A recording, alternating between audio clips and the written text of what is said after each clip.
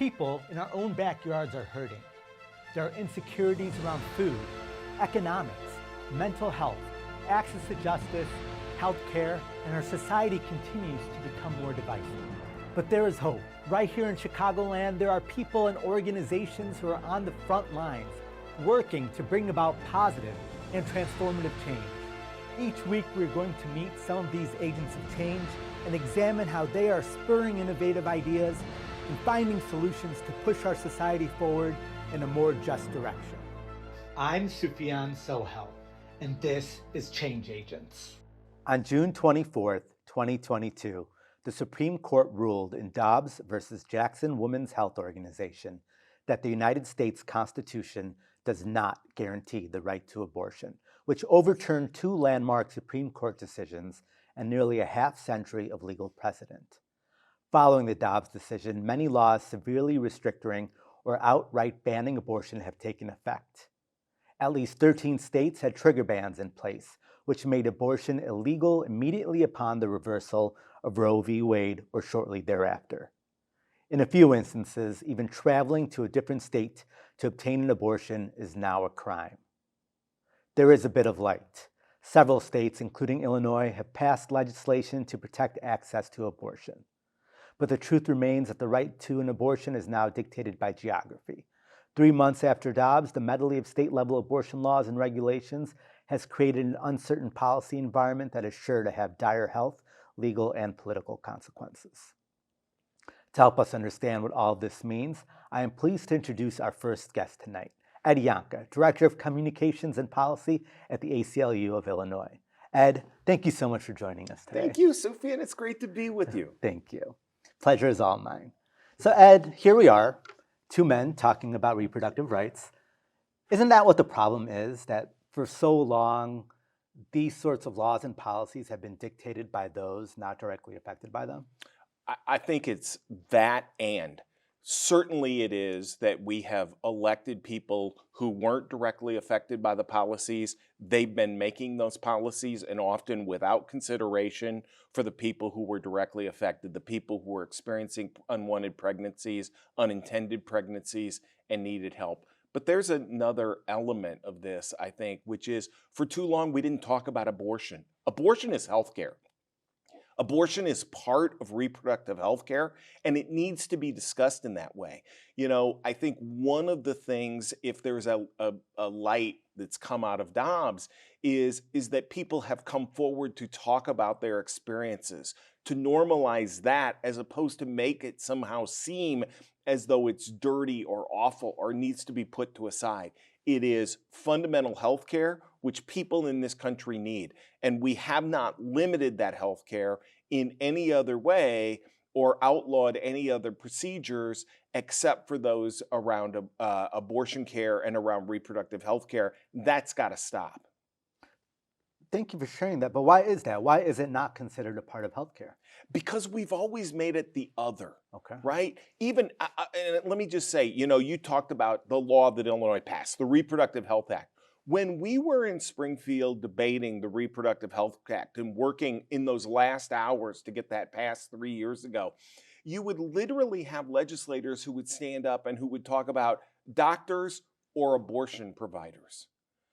The physicians who are providing abortions are caring, loving physicians that want the best for their patients, that only care for their patients in terms of what they need. And the idea that they are somehow part of some other different system is part of what we've always faced. It is why talking about abortion care, and not skirting around those issues is one of the most important things that we can do in this moment, because we have at least an opportunity here where, after all these generations of the right coming and saying that they were going to take this fundamental decision away from people across this country and force people into pregnancy, they've done it.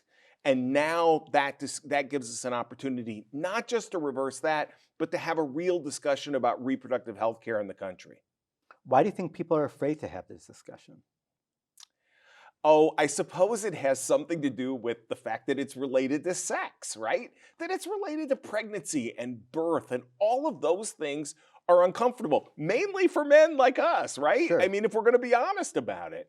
And I think that somehow we've kept all of that, over here in a silo that we don't have to talk about and we don't have to think about. But the fact is, it's part of all of our life cycle, that somebody's going to have a baby, that somebody's going to have a difficult and complicated pregnancy, that may lead to needing to end that pregnancy in order to protect the health of the mother. So all of these things are things that we do need to talk about, and I do hope that there's an opportunity to do it now, even in this incredibly dark moment. Thanks for that insight. So I read earlier today, 1 in 3 women are losing access. Yeah. Almost 50 years of protection, which if you asked me 2, 3 years ago, never in my life thought this was something that was ever going to happen. Right, but polls show while most Americans are in favor to rights to some limiting extent, that this topic is not a top priority issue for most voters and most Americans. How do we get people to care about this? Because it's such an important issue that affects so many people, men and women. How do we instill this passion and fervor in them? So let me say, first of all, I'm not a political pundit, but I think we're going to put that question to the test in November, Okay. right? Because one of the things we saw, for example, in Kansas, and one of the things we saw in a race in upstate New York, is people came out and voted because of the abortion issue, because of the radical way in which this court has stripped away a right on which people depended for a half century. That's older than you are, not me. And so if you think about that in that way, that's a real fundamental change in the country. I think the way that we get people to make this a voting issue, I think the way we need to continue to make them think about it is, this was not and is not the end of the rights that this court will strip away. It is not going to stop with abortion. It will be contraception. It will be the right to marry the person whom you love. It will be the right to love and to have a relationship with that person. We can protect all of these things at the state and at the federal level with elected officials who are committed to doing it. And I think that is the kind of thing, that kind of message about freedom. This is really about fundamental freedom, who you are as a person. And I think that message is the one that ultimately will move people, to go out and, as we often say at the ACLU, just vote like your rights depend on it, because it turns out they actually do. No, you're absolutely right, and you kind of do sound like a political pundit to me, Ed. And I mean, we've seen Arizona, right? We saw Indiana, where a judge just overturned the policies there. Are we going to keep seeing things like this around the country? And how do you think? Like, what's the end? What's the end of this? Is it going to be state by state? People are going to have to decide. Okay, if I want to get an abortion, I can have it in my state. But then the law changes, and I might have to go and travel to another state.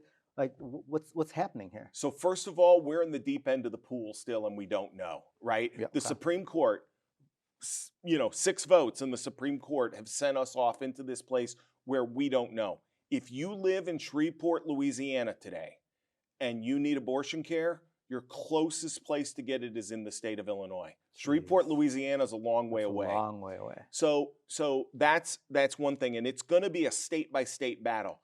I think there are kind of 3 fundamental things to think about here. The first is, we are in a race to the bottom. There are states that are going to pass laws, many of which will ultimately, I think, end up being unconstitutional, trying to bar people, as you indicated, from traveling, trying to enforce their laws in other states. Those things ultimately aren't going to fly, but we're going to have to fight them. We're going to have to fight them. We're going to have the kind of the organization and the resources to fight them across the country. The second thing is we need to help people in those states who need to travel, who need to go somewhere and get help. And there's going to be lots of ways in which that's going to happen. But the third thing is, we need to jealously protect and vigorously protect the rights where they've been enshrined in places like Illinois, where you get to make every reproductive health care decision without governmental interference, because actually 5 years ago, we saw this coming.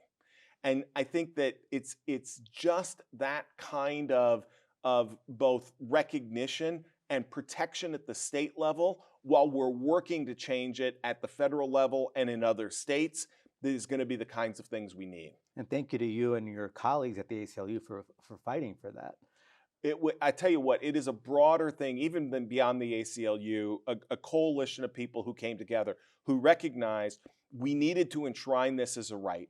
We needed to get rid of our trigger law. We needed to make sure that everybody, including people who got state Medicaid coverage, were able to access abortion care. And we needed to repeal the parental notice law in Illinois. We've done all of those in the last 5 years, and really we're prepared for this moment in a meaningful way, as awful as it is. Ed, thank you so much for sharing this insight. I feel like we could keep talking about this for hours, and I'm excited to know that there's organizations like yours who are out there to protect the rights of the people of Illinois in this country, and just wish you all continued success in your work. Thanks so much. It was great to be with you. Thank you. Sit tight. We'll be right back with our next guest. He was, or some suggest remains, the chief enforcer for one of Chicago's largest and most powerful gangs. Today, he's a political consultant who promotes peace, even when vengeance seems the more expedient route to justice. Join me for my conversation with this living legend, Wallace Gator Bradley, on In the Arena, Friday night, 7 p.m. on CAN-TV 19 and streaming on cantv.org. Welcome back. There are many organizations fighting to protect and support those whose rights were denied due to the Dobbs decision. One organization, the Chicago Abortion Fund, provides financial, logistical, and emotional support to people seeking abortion care in Chicago, Illinois, and the Midwest. With us tonight is Qudsiya Sharif, Deputy Director of the Chicago Abortion Fund. Qudsiya, thank you so much for joining us tonight. Thanks for having me. Of course, our pleasure. Qudsiya, let's start off. Can you tell us a little bit about the Chicago Abortion Fund? Yeah, so the Chicago Abortion Fund has actually been around for over 37 years, supporting people who are navigating barriers to accessing abortion care. Like you said, we provide financial, logistical, and emotional support to folks. And in addition to providing the direct abortion funding to clinics, we work with over 55 clinics across 7 states, which is rapidly shifting now with the Dobbs decision, forcing clinics to close and then reopening and then closing again. And we're also providing logistical support and case management to everyone who reaches out to us. So that means figuring out Medicaid or insurance coverage for folks in Illinois, figuring out clinic options, what's the best travel plan if they are having to travel, and also providing wraparound support for those logistical and travel needs. So whether it's booking accommodations, flights, trains, buses, setting up folks with ride shares, hotel stays, and also providing direct financial support to folks to cover childcare costs, food, and gas and tolls. With so much travel, there's so much cost that folks are facing and really huge barriers we're seeing, especially after the Dobbs decision, but even before, abortion was not accessible for those especially marginalized and disenfranchised. And we're just seeing it multiply really in terms of folks who are needing support and the type of and extensive support that they're needing. And really at Chicago Abortion Fund, we understand that not only do we need to meet folks' needs now, but we also need systemic change. And that means systemic change at local, at state, at national levels, but also within our communities, and cultural and stigma around abortion needs to be shifted in order to really liberate folks' abilities to make decisions about their bodies. The bottom line is that our bodily autonomy shouldn't be negotiated with the state or with anyone. And really our vision is to create a world where folks have access to the resources and care they need to thrive.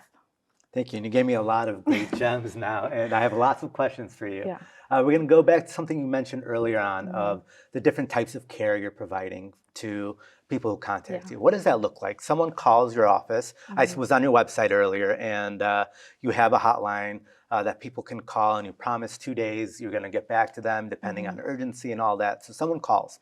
Can you walk me through quickly what that process looks like and how you evaluate what sort of support and needs they need? Yeah, that's a great question. And really the first step is getting in touch with that person again. We have staff members and also volunteer case managers that are calling folks back. And we're, asking folks if it's safe to leave a message, making sure that we're really meeting folks where they are and understanding the myriad of things that they're facing and that are going on in folks' lives. And then we talk with them to figure out what are their priorities, what have they already decided. Most of the time, people who are getting in touch with us have an appointment already. Sometimes they don't. Sometimes through talking through what options they have or what preferences they have in terms of the type of abortion or travel. Maybe they would need childcare, need time off work. These things are all factored into their decision, and we're there to help think through all these different pieces with them and plan to figure out how they can get support. So again, maybe it's figuring out childcare or figuring out maybe switching to a different clinic so they can use their Illinois Medicaid to get coverage. We're supporting them. We're not able to, make appointments for people, but meeting them with affirmation and with support, especially in the hostile abortion landscape that we're in now and really have been facing for a while. It's so, so important just in terms of helping folks feel like they are empowered in the decisions they're making for themselves and their families. I feel like you're putting a lot of love and effort into this, so I applaud you for that. But what about the argument that if someone wants to get an abortion, they should just pay for it themselves and take care for themselves? Why is an organization like yours necessary? I think the problem with that argument is that not everyone is in the position to have access to funding and support. We live under capitalism in a country where healthcare is a money grab, and for folks who are disenfranchised historically and in cycles of poverty, denying them access to abortion care because they can't afford it is violence essentially. It's denying people their bodily autonomy, and when it comes down to it, people that have access to money, to resources, to privilege are going to be able to make decisions about their health care, and those that aren't it's not equitable. And so we're here to help address those disparities in access to health care, and abortion is health care. So. Yeah, Ed, our previous guest mentioned just as much that it is a part of healthcare and it should be treated as such, but the conversations around it aren't always that inclusive of it. And thus we have a bunch of old white men making these decisions on that some would argue that they don't have the right to make a decision on. Tell me a little bit. You graduated college in 2019. I did. And now you're the deputy director. And by no means am I calling you young, but now you're the deputy director of this really amazing organization, empowering people to take care of their own health. What drove you to Chicago Abortion Fund, and what keeps you there? I originally found out about Chicago Abortion Fund through what is the local abortion fund in my hometown in Philadelphia, Pennsylvania.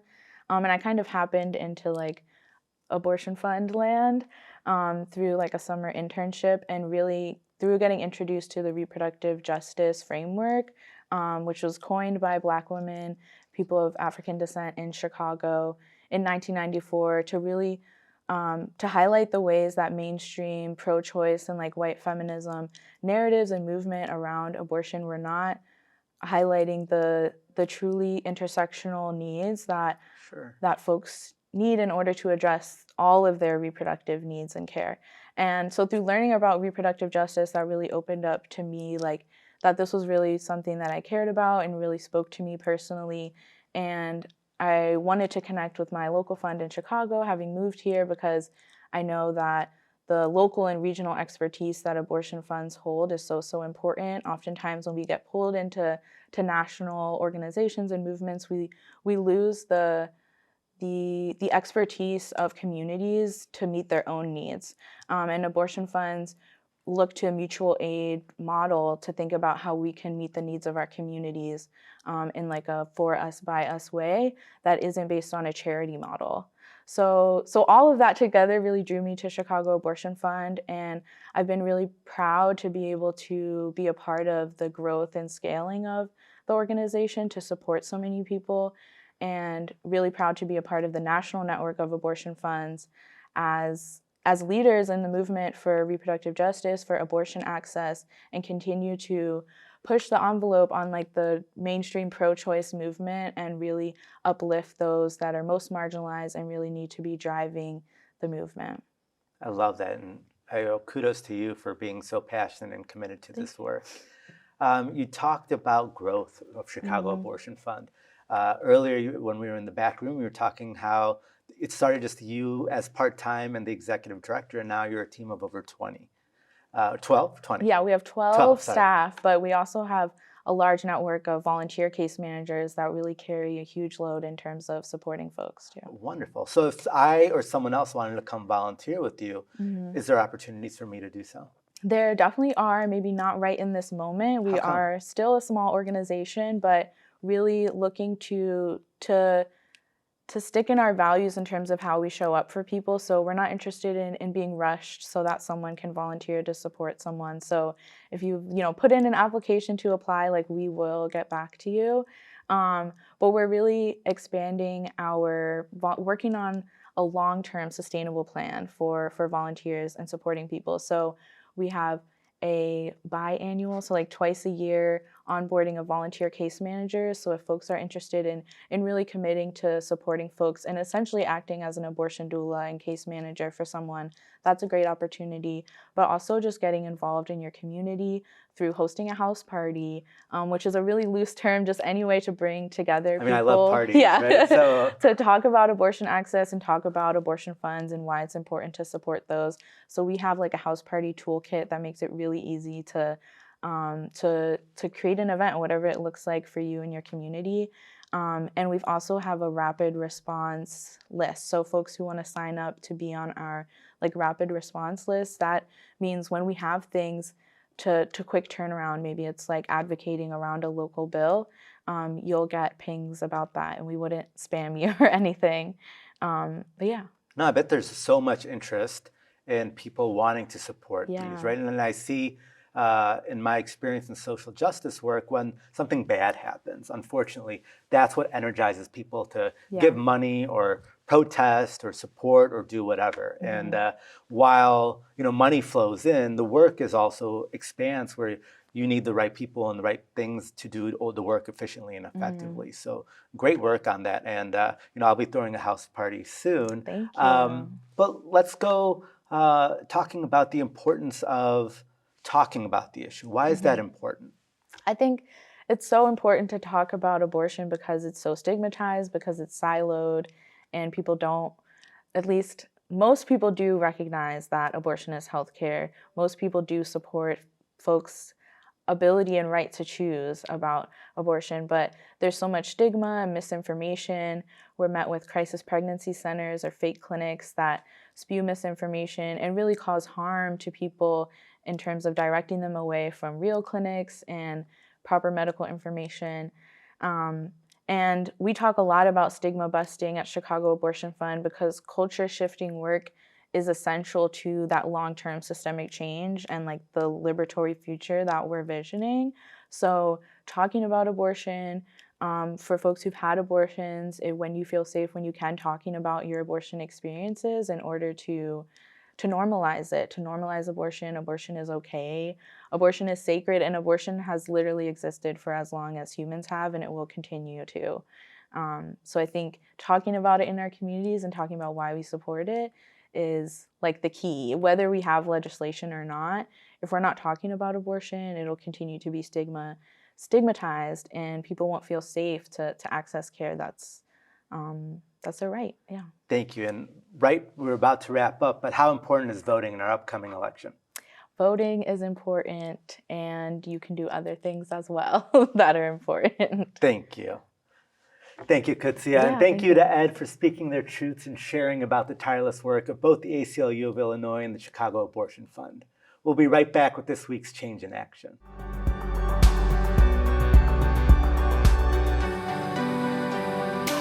Welcome back. In this week's Change in Action, I am pleased to introduce you to Mandy Medley, worker owner at Pilsen Community Books and an abortion rights activist right here in Chicago.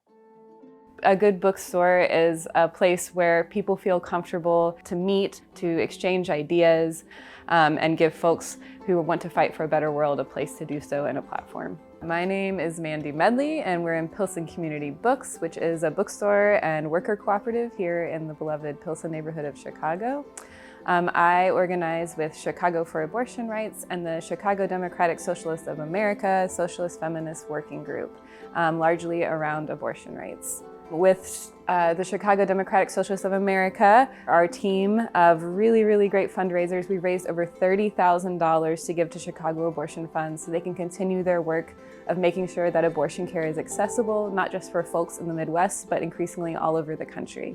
And with Chicago for Abortion Rights, I work with a group of really rad organizers to organize marches, rallies, press conferences, and counter-protests against the far right. We believe that we can't just rely on politicians to protect our abortion rights. We take inspiration from the women's rights movement that won us the right to safe and legal abortion. There is a pressure from the outside. The same folks that want to take away our abortion rights on the far right are the same folks who want to take away gender-affirming healthcare from queer and trans people. They're the same people that want to take away money from teachers and mental health professionals and give it to the police. And we can't rely on just politicians to protect those kinds of rights. It really has to be all of us. And so looking around and seeing how the community comes together to help protect all of those rights, that's what inspires me to keep going. Chicago for Abortion Rights and other groups across the city, we have marches and rallies regularly. I would say come to one of those, talk to people who are involved, join an organization, join up with other folks. Our power is so much greater when we're together. There is a place for you, just find an org, get involved.